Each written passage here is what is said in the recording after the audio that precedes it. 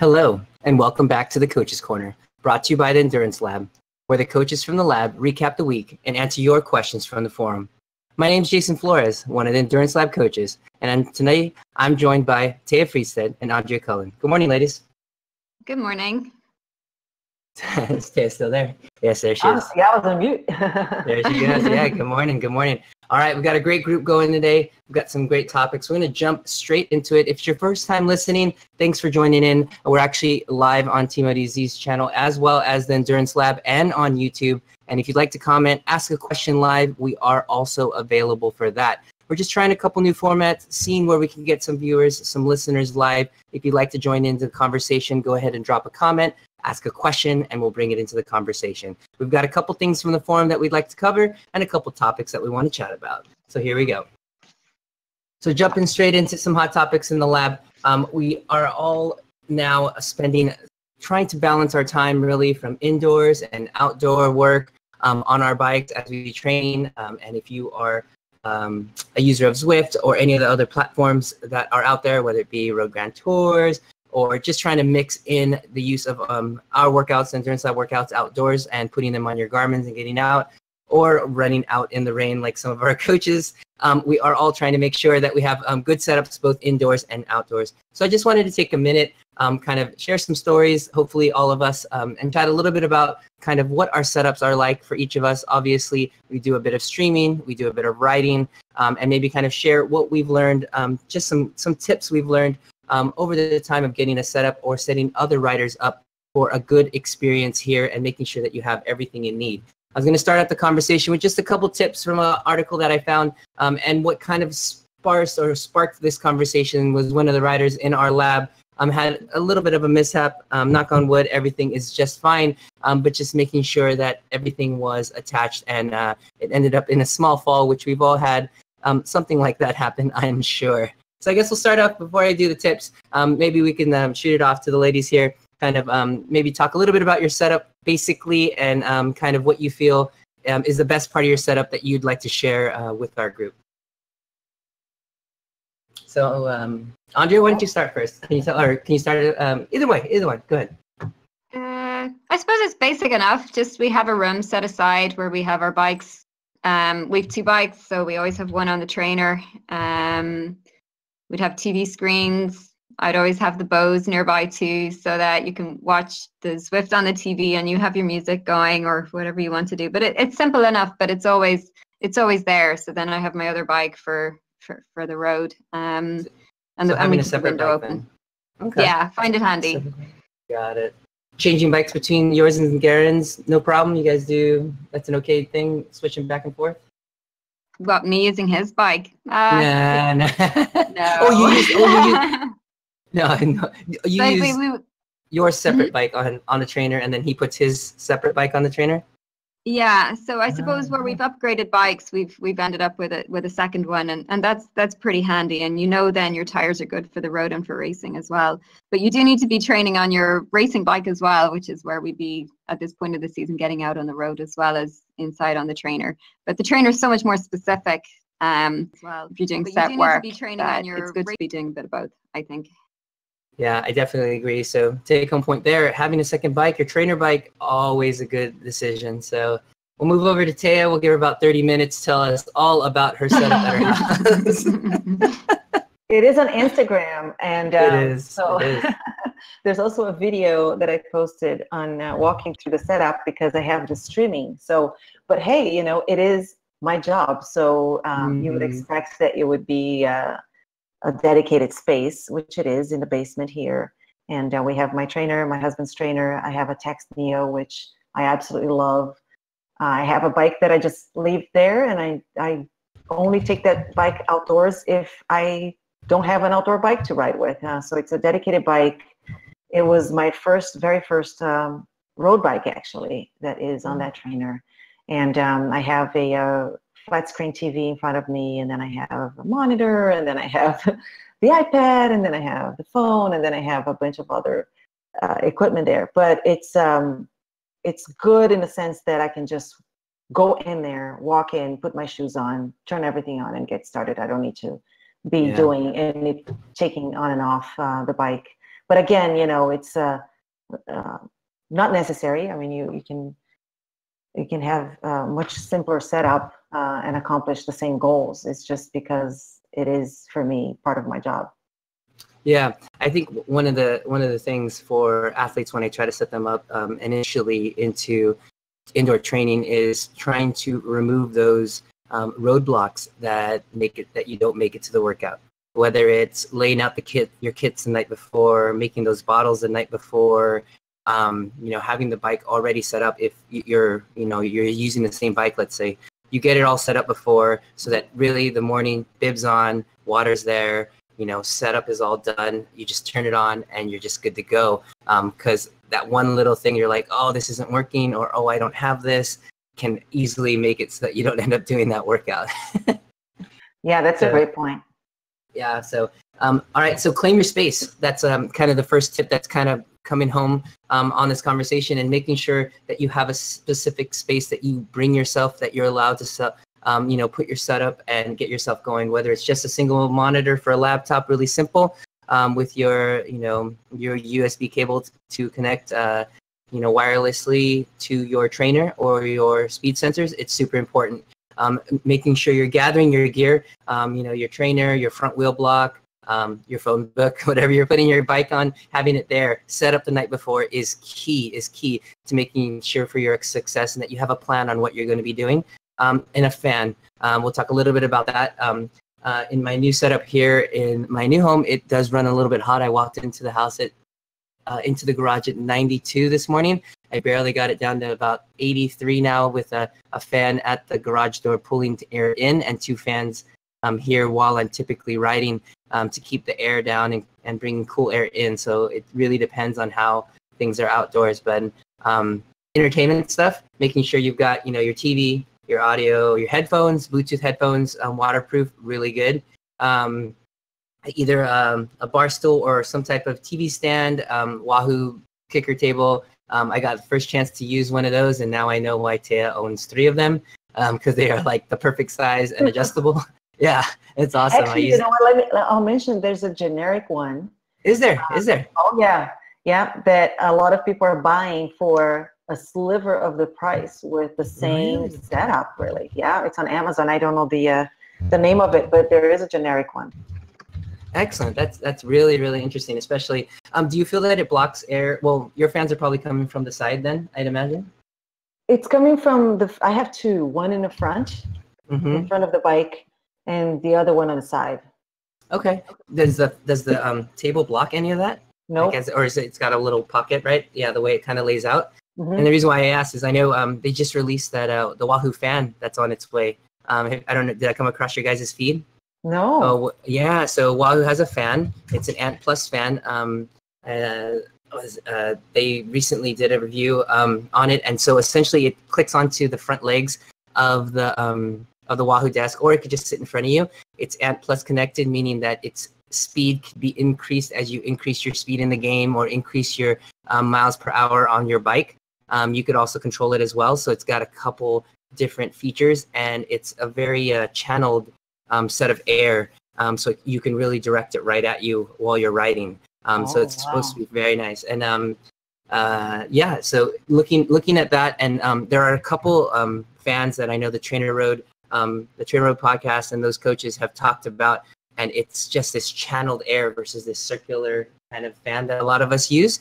And it's really just throws air at this really small, maybe 1 foot by 1 foot by 1 foot square, right at a part of your body or something like that. So, but fan, super key to bring in cool air. A lot of times you can have a cool room, but you need to have moving air in order for that your sweat to kind of come off and have that active release of heat.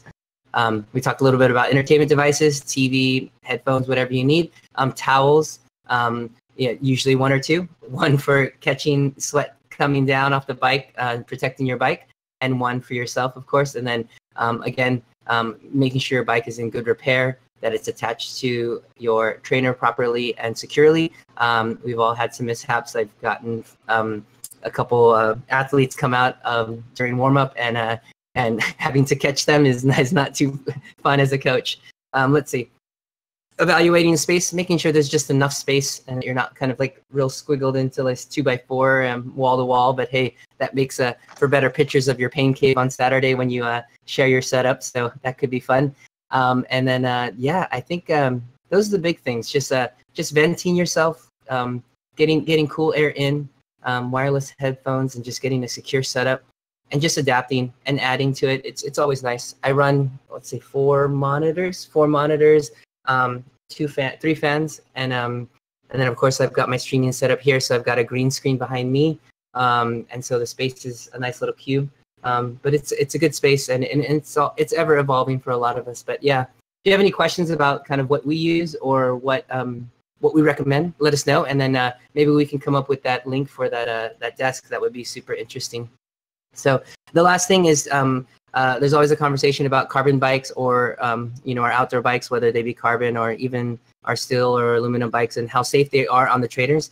For majority of situations, they are pretty safe, unless you're doing kind of the most severe standing, sprinting, hard efforts. You're usually okay, even up to all of our carbon frames. You can put pretty good effort sitting down or even a controlled standing. So just be careful and just check your warranties. Unfortunately, there's been some mishaps, but for most bikes, that's why we all use past life bikes. I guess our last year's bike, I guess, on the trainer. So if you can get a dedicated trainer bike, that's always a plus. Anything there to add? Yeah. Yeah, I'll add the manufacturers these days, they have that's a lot of times explicitly stated in their warranty to say, will not cover if you put it on the trainer. I know, it's tough. Others don't say anything. Yeah, but if you have the direct drive type trainer like the Tex Neo, the Neo moves a little bit side to side, so the bike is not completely still underneath you. So which is good. But you make a good point there on the sprinting and going crazy with the standing. Yeah. But for majority of what we do and how we use it, I think it's safe. Yeah. And if you're just jumping up on top of it and putting 1,000 watts every time you get on, that you're gonna break something.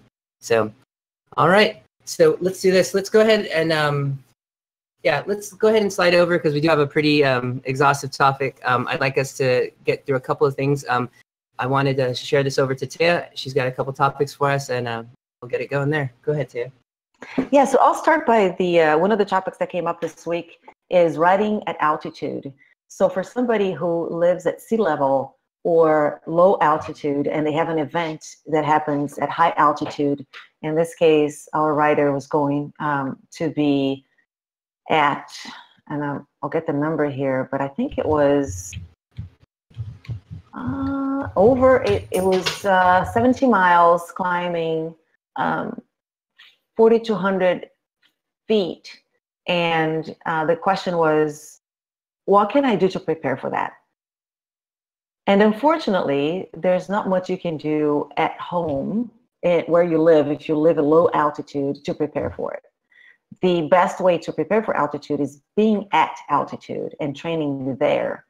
And it takes even more than a week. A lot of articles out there will say, well, just get in, or people will say get in a week earlier and acclimate that way. But it really takes more than a week, because what we're talking about here, you need to increase your oxygen capacity at altitude. And the way you do it is by increasing your red blood cells. And that doesn't happen overnight. Yeah. It really doesn't happen in a week. Yeah. So I think that, coming in 4 days before or the day before is sort of the same. It might be a little better even if you come into the geographic location for the event the day before, just because it takes a little bit of time for the body to realize that you're there. Even though I've read that that is not true. But I have to think that from my experience when I went to Colombia, which is over 8,000 feet in altitude, it took me 48 hours to start feeling the effects. And that's without exercising, right? But it really takes exercising. So the point here for you, if you're doing an event like that, is be mindful that your power output will not be the same. And so watch closely your heart rate and your power.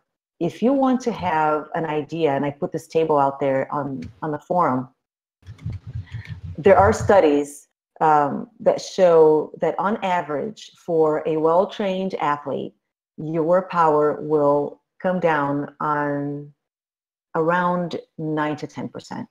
So if you have a power meter and you're out there doing an event, don't be alarmed if you're doing 90% of FTP and it feels like it is threshold. So keeping that in mind to pace yourself, keeping that in mind also, looking at your heart rate, and that way you know how you're feeling. If you have been at high altitude before and you have felt sick, then you know you're more prone to it too. And so that gives you some insights. But not to be alarmed, you're probably not the only one going through it.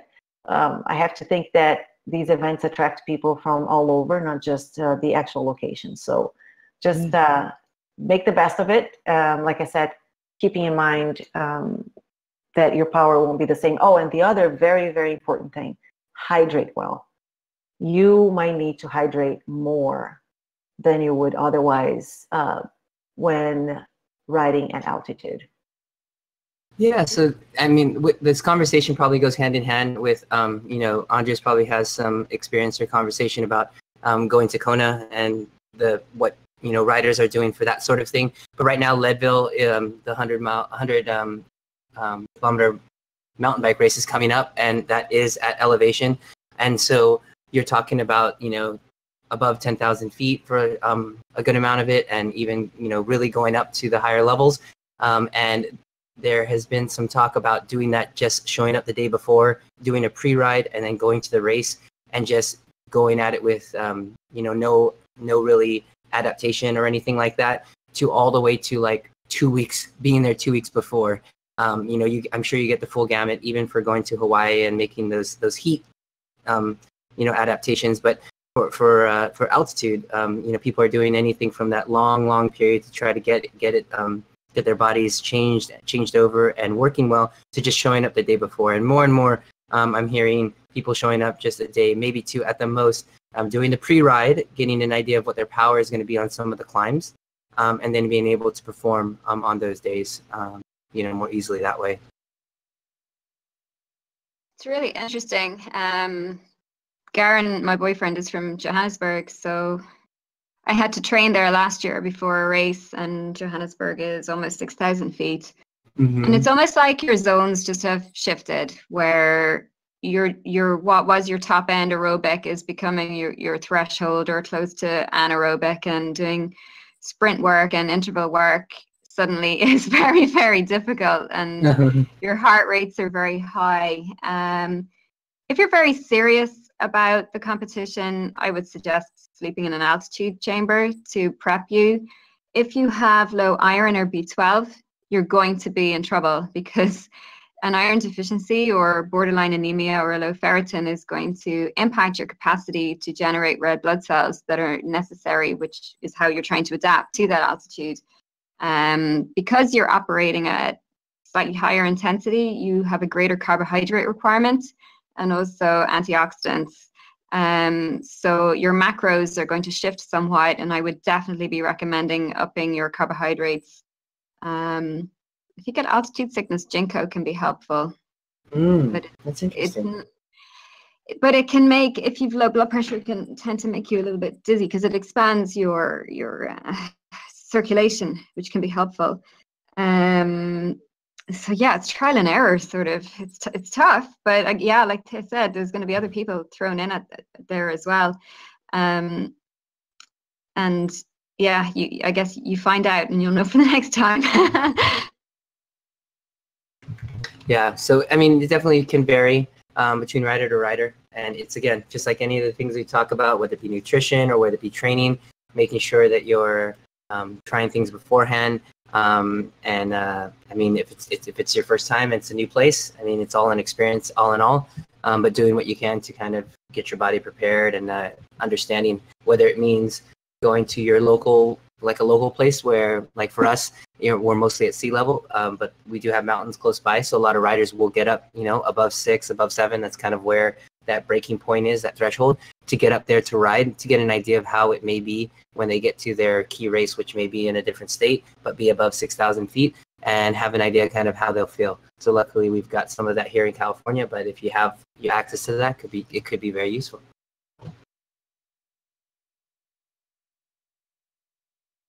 All right, so the other topic I wanted to cover is related to intensity and volume. And we talk about the value of skills and the intensity work that we do in the lab. But I thought I would address that a little more specifically this week. And there is, especially this time of the year, there's a lot of riding going on, and which is great, by the way, right? You want to be, if you live somewhere where you get cold winters, you want to take full advantage of the warm weather and be outside.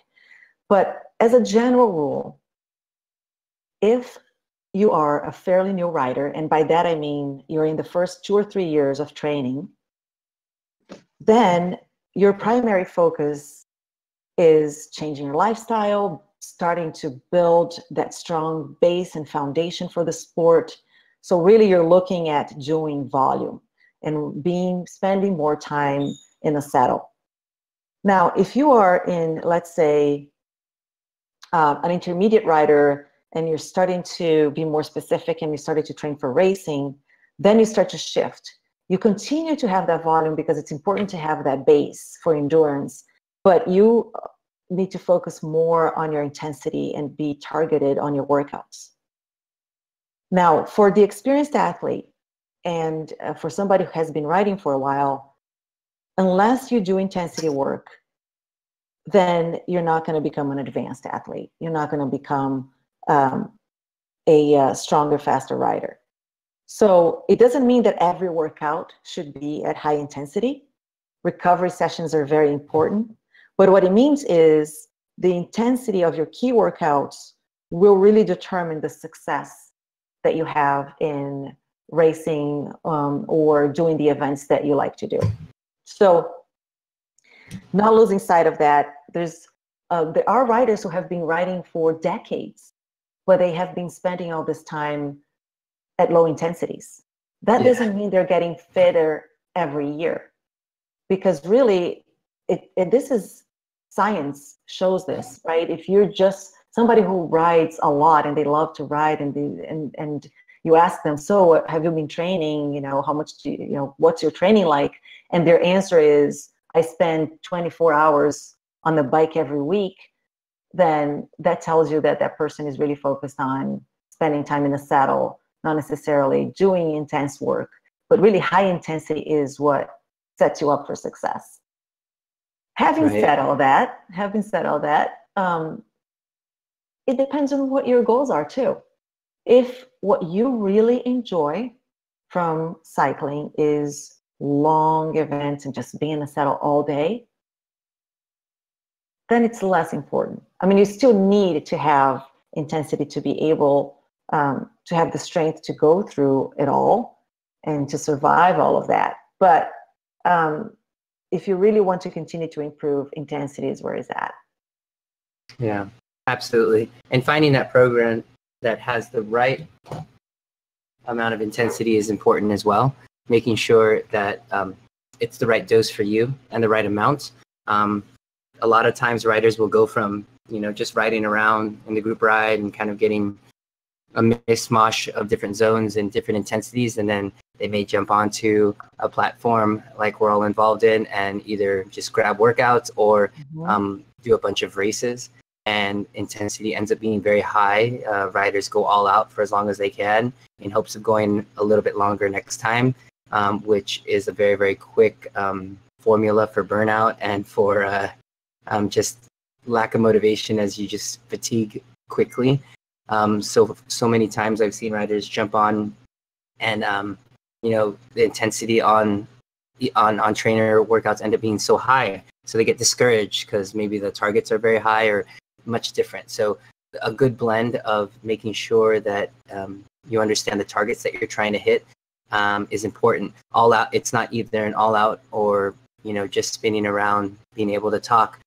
zones. Understanding that and having a program like we have here at the Endurance Lab is super important to use and to utilize. I think it's important to just get a better understanding, as there's so much there and so much evolving, even to understand different zones, different levels that you can train at, and the different amounts of time that you could spend in each zone and how it can help you.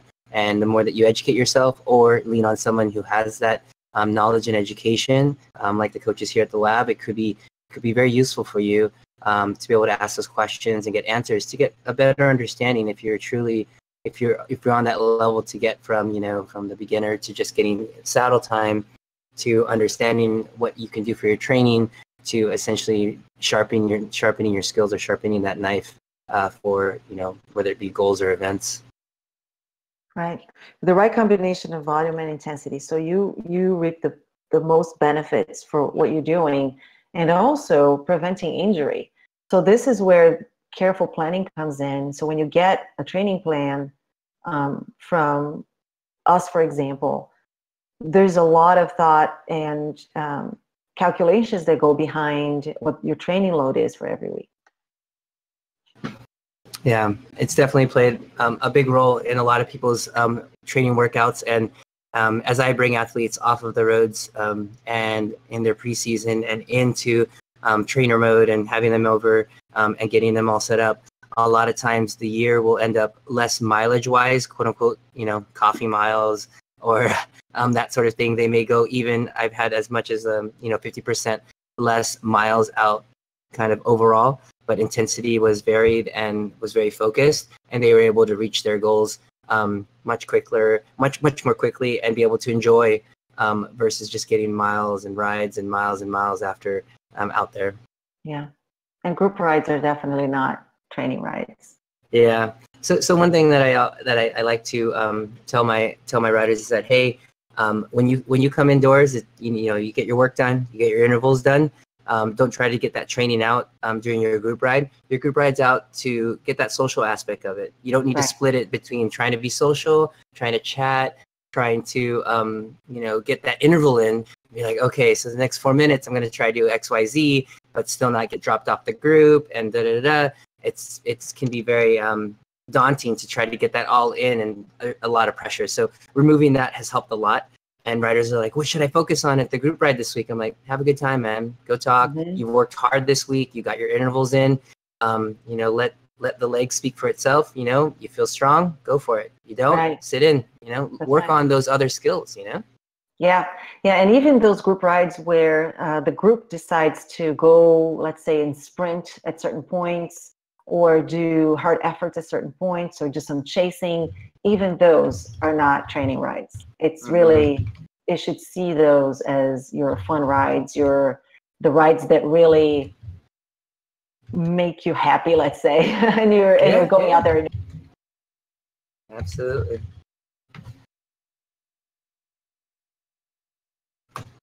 All right. So I think a good mix is super important, and some really great tips there. Just a really good chat about kind of acclimating to altitude and that sort of thing, and some good tips on kind of where that point is at, and making sure that you are getting yourself prepared. We've got one topic here that we wanted to touch upon, and it's something that the coaches have been spending a little bit of time talking about. We've talked about some diet, nutrition things in the past about weight, and kind of we have our little accountability thread that we have in the Endurance Lab forum as well. But we wanted to spend a little bit of time talking about what's called body set point. I'm going to pass it over to Andrea in hopes of giving us a little bit of a kind of an overview of what we're talking about exactly, and kind of a couple of things that we could share, as well as chat about our own experiences on body set point and how it works for our athletes. Okay, so the set point theory is a theory postulated that we have a tendency to hold our body weight at a regulated and predetermined or preferred level. And this is controlled by a very complex feedback mechanism. They believe that it's not just one set weight, that it's sort of a range which can vary between 10 to 20 pounds. And it's very complex. They look at, what is controlling this, and it could be related to the composition of the diet, hormones, brain pathways, neurotransmitters. So it's not just a calorie in, calorie out thing. Our body sort of fights when we try to bring our weight below this set point through counter-regulatory mechanisms. This is where our metabolism will slow down and our appetite will increase. And also we've seen when we go above this that our metabolic rate can go up, which this is where if we do like a week of overfeeding, we don't tend to gain as much weight as the calorie equation would say that we would do, which is actually great for when we have holidays and things like that. But, you know, don't push it either. So I think that, you know, that set point level can vary regarding our health compared to our performance, and even for fertility as well. We might, for women especially, we may want to get to a certain weight aesthetically or for specific performance, but that might not concur with our optimal weight when it comes to fertility, which is where issues can start happening. And possibly as well, I was just thinking about it because I see such a range of people. I would say that based on where we come from in the world can change where our set point may be, and even seasonally, because we tend to see that, you know, different people from different countries tend to have a different body weight distribution, and we all sort of have different shapes and things, and that could be related to our climates and what our bodies are trying to protect us from. So if we deal with very, very cold winters, you know, we're going to have body fat for a specific reason in a specific place. I don't know enough about this, but I think if you kind of observe things, that's what we tend to notice. Right. So then we have what we might think we need to get to. So our brain and our opinions try to get us to a weight, and you see people hell-bent on getting to a certain body fat percentage for performance based on an article that they may have read, and you know, they're fighting tooth and nail to get to that body fat percent without knowing, well, is it actually ideal for me? Because then you might start to see injury happening because hormones have been impacted that are important for bone health, or sickness might start to happen. Body temperature is affected, where that could be an issue in racing in certain conditions. So it's trying to be sensible. I urge people first to get themselves as healthy as possible and eating as optimally as possible to see where their body weight goes, and to ask always in the background, where is my optimal performance? Because that's really where you want to get. It's not about getting to a specific number on the scales and your body fat percentage initially, as much as getting to your strongest, your healthiest, and at your best performance. Now, if we go to the limits and the extremes of, you know, what people are trying to achieve in sports, so I suppose we touched on Chris Froome last week. Well, they're trying to take it to a whole other level where you really need to be managing everything like we discussed. So it can be interesting. And I was thinking, our emotional attachment to food can also have a different set weight in mind for us. Yep. And time again, I'll see people come in and lose weight, and within a month or two, they're back where they started. And it's almost like this emotional sabotage, where there's underlying subconscious beliefs running the show. And I think there's a fear sometimes at actually staying in that new body. So if we're having problems kind of getting to where our natural set weight would be, we need to look at emotions, we need to look at underlying beliefs and perceptions. But also, some of us just like food so much that the reward of overeating is greater than the reward of wanting to be optimally fit and healthy. So again, there's a whole psychology going on behind this. Another pattern that I would tend to notice often is highly sensitive people, or people that are lacking in the emotional skill set to deal with the stressors that we deal with in our world. Or if we're bored or lacking in love and enough fun in our lives, we tend to go to food. So there's a huge amount going on there too. which needs to be explored if people are struggling to get to where they need to be for optimal health and performance and fitness. I would even question, if we get too monotonous in our training, if there isn't enough kind of variety and fun, and I think this is where coaches are brilliant in that they can throw us some different and challenging workouts that, challenge us, because challenge and change is important. I think if we get too much stuck in a rut, I think food can become where we go to for a little bit of reward and love, I suppose, which again, you need to look at your whole approach to everything, because it may not be serving you. Yeah, it almost becomes like the egg and the chicken. So it's like, is it my nutrition that is not getting me where I want to be, or is it my training that is getting me to, not so, just thinking about the changes that you mentioned, Andrea, in terms of changing things around, because there's, for example, from a physiological standpoint, in terms of getting better and adapting and improving your fitness, there needs to be change. You can't do the same thing over and over and over. And I guess that also has an effect on your body in terms of, even, like I said, boredom. Yeah.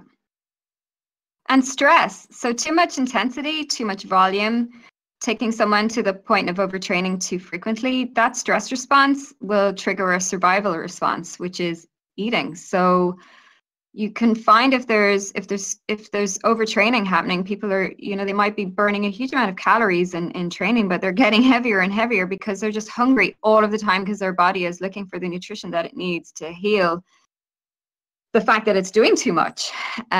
So that whole volume and load and intensity equation is very, very important, and the total amount of stress that we're dealing with in our lives.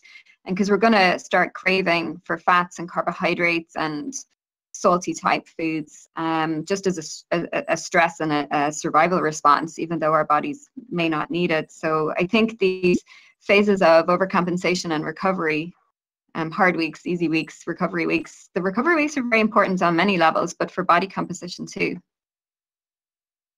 Yeah, I think just balancing kind of, what we wish and where our body is. I think that it comes down to a conversation I know that Andrea a lot of times comes back to, is kind of nourish your body, and also to focus on fueling your body for the workouts that you're doing. You want to make sure that you have good workouts and that you have the energy for them, versus doing them, fasted for whatever you felt that benefit you had. But I think fueling for the things that you want to do is important.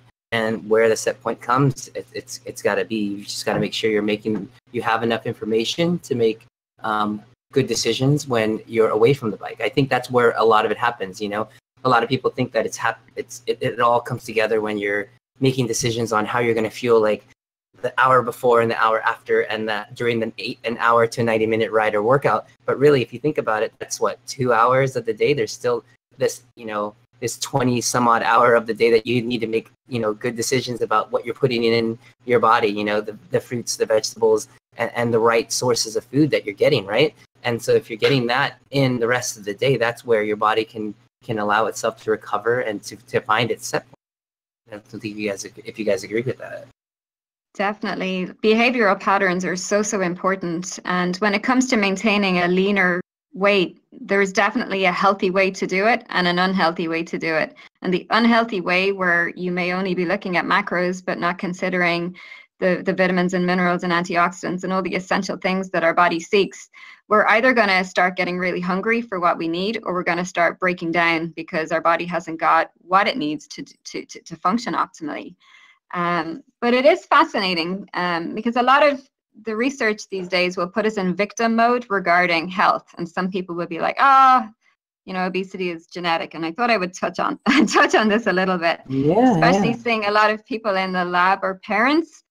Like, we set our kids up for the type of set point from before we even get pregnant. It's amazing. So that prenatal diet and exposure to healthy foods versus unhealthy foods and various nutrients will trigger genes to go on or off at various important times during that pregnancy period. Also, exposure to endocrine disruptors. So this is where a clean environment as best as possible, clean drinking water, not using too many toiletries or cosmetics or cleaning products, eating, clean food that hasn't been overly sprayed, et cetera, is very important. Then what we do with our children when they're young. So if they're exposed to a healthy diet, that turns the right genes on and the right ones off. Exercise at a young age, there's muscle memory set in place forever. And I those children are more likely to maintain a healthy weight, but also have been given the skills to do so from a young age. So habits, they're definitely learned in the home, and also expectations and beliefs around weight. You'll often see overweight children with overweight parents. Yep. So it's really, really interesting. Yeah, I think it's and we know that your son is definitely getting a good start. Yeah, and of course children. Yeah, no, I think we've definitely are tried, and it's a funny thing because since he was born and to now, we probably know more now about what we, I guess, should have or could have done while my wife was pregnant. But we had a conversation the other night saying, what we did, was it completely horrible? Obviously at the time we were having some fast food, we were just understanding effective like different grains and different things like that. So really it almost like alarms you, like, oh, is it, do they come out where this our kids come out and they have this kind of already pre-programmed part of it?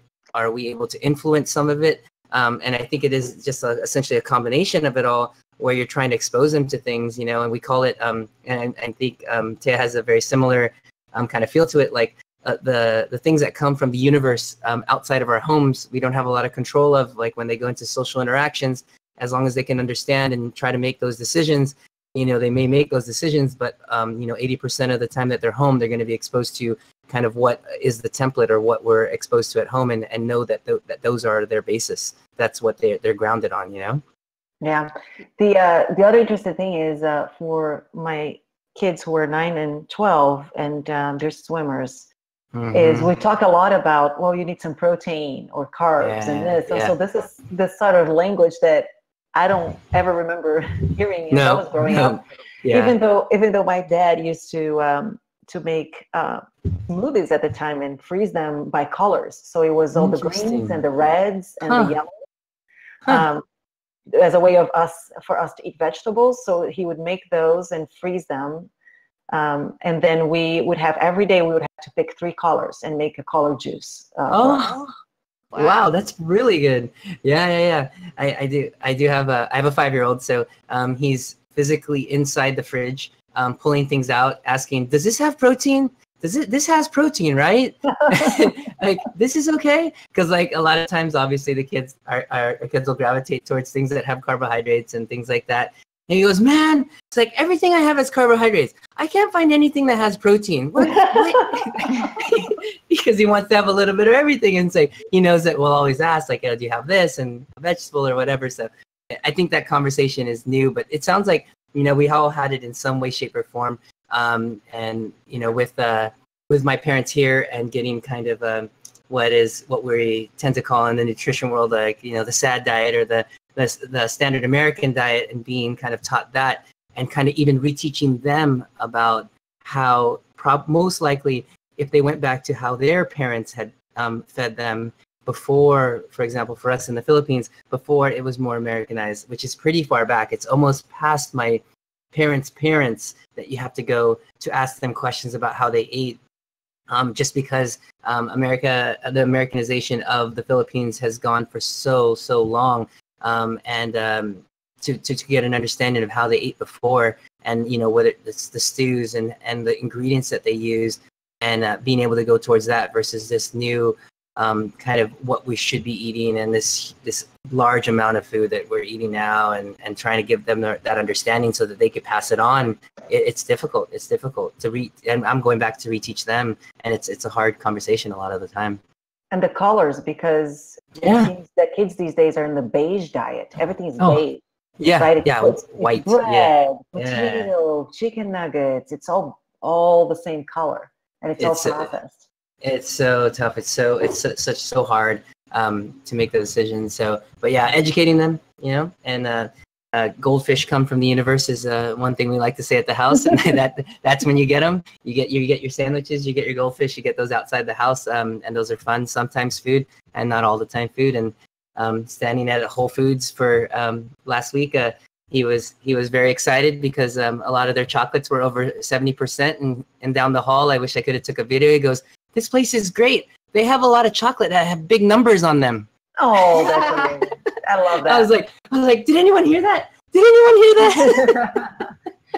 But, you know, and I wonder if that goes back to the set point that we were talking about. Yeah. And an example that I gave Andrea offline here of myself was I weighed the same that I did when I was 14 and 16. Oh, so I have to think that my body composition has changed over time. But I hover around the same weight no matter what I do. Really? It's a few pounds up or down, but it's right there. That's yeah, nuts. I second that. But things have drastically changed regarding how much I can eat much more now because I realize I can. So, Well, like, I just starving yourself doesn't work. Yeah. No, I used to eat a lot of crap at one point. It was yeah. a lot of bad stuff in my early teenage years, and then and then there was all these different things that I went through in life that people go through in life, and you change the way you eat, and then you drink, and then this and the other, and then you stop drinking, and all of those things. But really, my weight has been around the same. Yes. So for Andrea, for athletes out there like that are just, this is a very new topic to them. Where would you say that they could start? Where could they look to get an idea of what, if they're at their set point or if they can move? What are like maybe one or two things that they can look at whether it be diet or training? What do you feel like they can look at to get started at saying, are they at their set point? Do they need to change, or should they just not even worry about it? Oh, I suppose it's good to know where you're at. Like, just get your weight, know your height. BMI is very, very rough. Get your body fat done, just so you know where you are. Then I would shift the focus completely off of that, because I've seen too much food obsession and neurosis and eating disorders, and I don't like to go down that route. Unless it's absolutely necessary and you have someone that has to fit a weight category. So the next thing I would do is two things. We want to explore what they're doing with their food in relation to their training. So get them on a really, really healthy diet, which we've talked about a heap of times. Make the diet good, see where the body weight goes on that. And the other one you need to look at is, what is our emotional attachment with food? Our generation especially, maybe we still have in our psyche somewhere food shortage, and we were all fed with love growing up. You know, there was, like, I remember the first time I went to the States when I was 12, I'd never seen, you know, grapes so big. I'd never seen an avocado. I'd never seen a pineapple. You know, we didn't grow up in the, you know, everything is available to all of us these days. But I think our parents, whenever there was a stress going on in our lives, we got a treat. Because that was, for them, that was, you know, no one had the food budget when we were young. So a treat really was a treat. And I think that was their way of showing us love. And now we have food abundance. And our generation's problem is when they're stressed, we eat something wrong. When we reward ourselves. And I think that's where we all tend to fall into problems with staying healthy. So we need to look at that. Most of us know how to eat a healthy diet. It's asking, you know, why aren't we all of the time? So you do that for a while. You keep getting better and better at eating well and exploring all the reasons why you might not be. And you look at where the weight is. And then if things need to progress further, so if there is a specific set weight that's better for you in sport, look, there's always going to be outliers, but I would look at body comp and think, well, what's optimal for a cyclist? What's optimal for a rower? Or a rower might have to get to a set weight. So then you start to tweak it from there. But being cognizant that sometimes there's an athlete within that norm that's totally different. So don't beat yourself up at the same time. It's about performance as well. And you start to get curious about where does someone break down? So you might be aiming for a 10%, or an athlete might have in their mind, I want to get to 10%. But they might constantly be getting at 11. So then is 10 realistic for you? Also, We're still measuring. The only way to accurately know someone's body fat is to shove them in a blender and then assess where, what is fat, what is bone, what is all the different parts. So it's still not 100% accurate when we're measuring someone. So we need to be mindful of that. What does the person look like? Do they look fit and healthy? Yeah. It's interesting. It's a journey. Yeah, for all of us, and finding kind of what drives you and not getting too crazy about it is super important. So, okay. I think definitely a great conversation there. If you have any further questions about it or want to have more conversation about it, definitely let us know. We've definitely brought a little bit to the table, hopefully to open your mind, open kind of your ideas toward this sort of thing. But again, it's just something that we bring up and we all have a little bit of experience in, and hopefully we could bring something to your talk or to your training. We're going to switch gears just a little bit to talk about this week in the lab. I'm going to have Taya quickly go over. We are in for those in our lab, we are in the 8th week, and I know a lot of us are dragging our feet. We can hear a lot of people really getting quiet towards the last couple of weeks here in the forum. So I know people are getting really worked up. So yeah, what were we working on this week, Taya? You're right. It's been quiet. So we had a threshold mix workout that we did earlier in the week. And that one, the name was a little bit deceiving because it did have some work at above threshold and I would say borderline high threshold, low VO2 mixed in.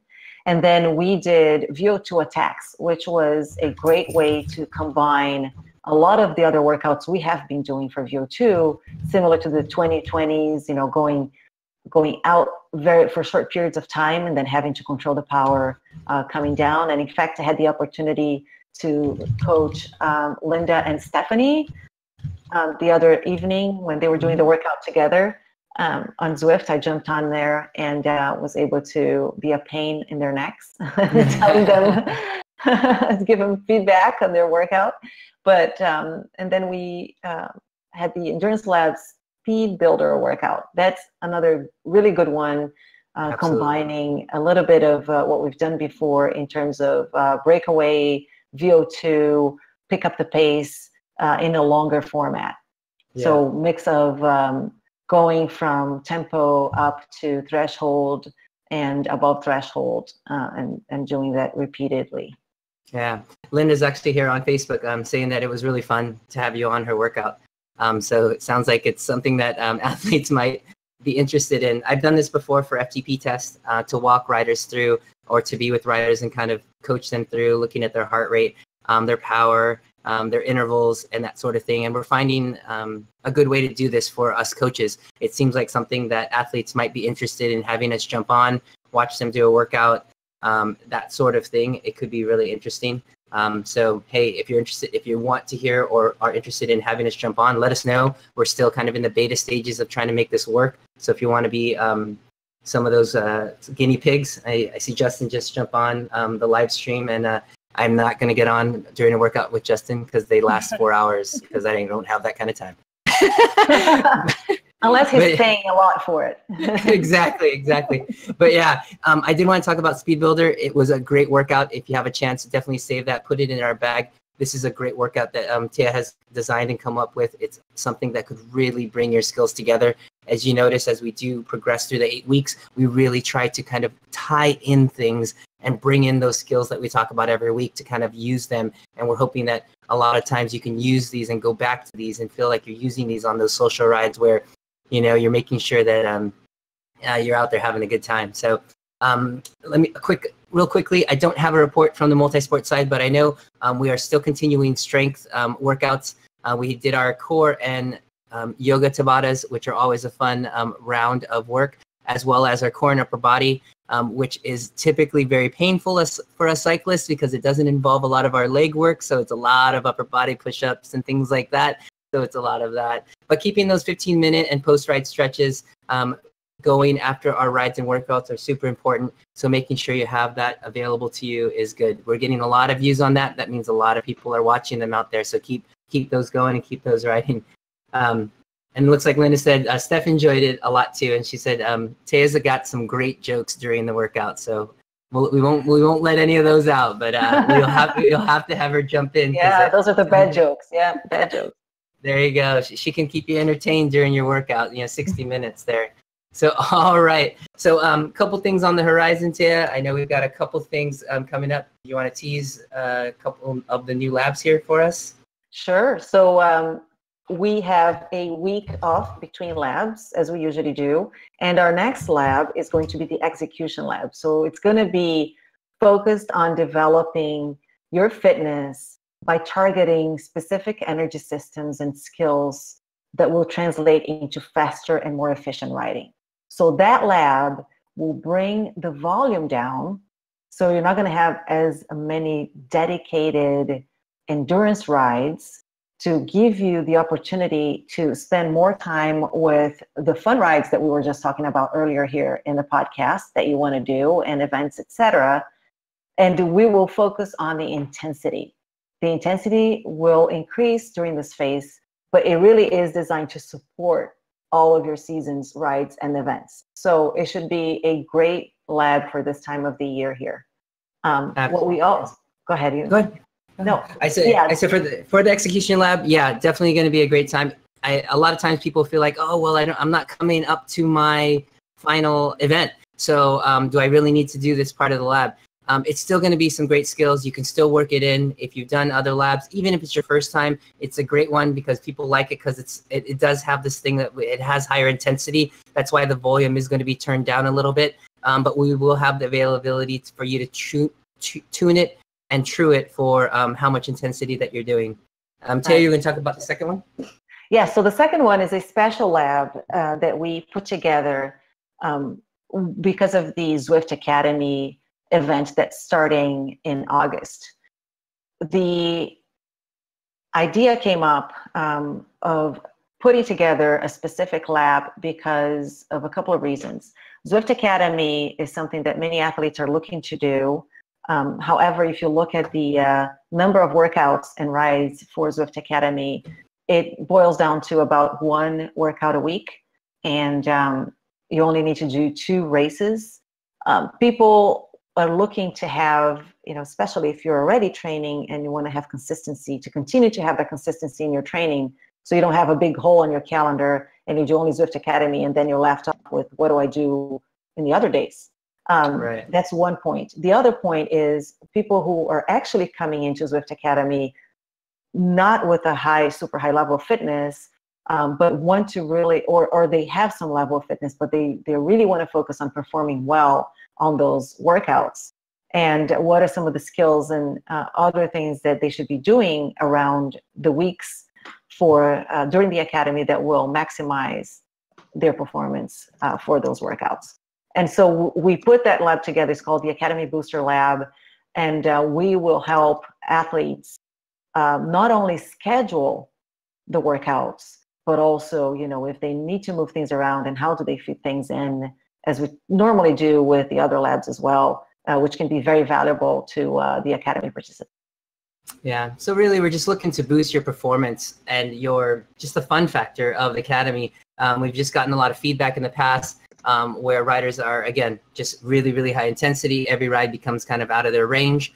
We just want to give or offer the support from our team of our certified coaches so that you have this dedicated place, our dedicated forum to ask questions, share your accomplishments, work with your other fellow riders. And essentially this plan will include some additional workouts that'll help you perform essentially and reach those goals. All of our coaches, as well as a lot of the riders in Endurance Lab, have done all of the past Zwift Academy workouts, so we do get a good understanding of how they are planning them. So we'll make sure that you can even perform your best at the toughest workouts. So our coaches essentially are here to guide you, advise you just along the way to just make, like Taya said, schedule adjustments or just get the most out of the Academy. So if you're interested in that, definitely jump in on that if it's your first time for the Academy. If not, the Execution Lab's definitely a great one for that finish stuff, that finish power that you're going to be having here at the end of the season. So if you have any questions, definitely let us know. All right. So it looks like we just want to be conscious of everyone's time. Looks like we're coming up on time today. I want to thank everybody here for asking questions, for joining in. We tried to put this out on the Team ODZ channel as well. Thanks for those that joined in and said hello. This also is on YouTube. But I want to thank everybody for joining us today here in the Coach's Corner. And again, if it's your first time listening and would like to hear more content from the Endurance Lab, head over to your favorite podcast app and search the Endurance Lab, or head to YouTube and search the same and click subscribe. In the past couple of weeks, if you are a Spotify listener, you could also find us on Spotify, and all the past episodes are also there. For more information on any of the labs that we talked about today and when the next lab is, head over to endurancelab.fit, where you can learn to join us to train smart, learn more, and get results. Great job today, ladies. We will see everybody next week. Cheers. Bye.